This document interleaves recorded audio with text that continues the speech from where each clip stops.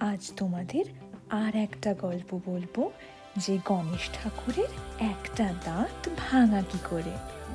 একবার পরশুরাম নাকি মহাদেবের সঙ্গে দেখা করার জন্য তার গৃহে যান, কিন্তু মহাদেব ধ্যানে মগ্ন ছিলেন বলেই গণপতি দরজাতেই আটকে দেন তাকে।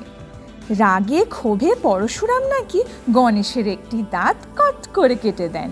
সেই থেকেই গণেশের একটা দাঁত ভাঙা। এই গল্পটা আসলে আমাকে এক বন্ধু রিকোয়েস্ট করেছিল। তোমাদেরও যদি এরকম কোনো গল্প জানার থাকে তাহলে আমাকে তোমরা বলতে পারো।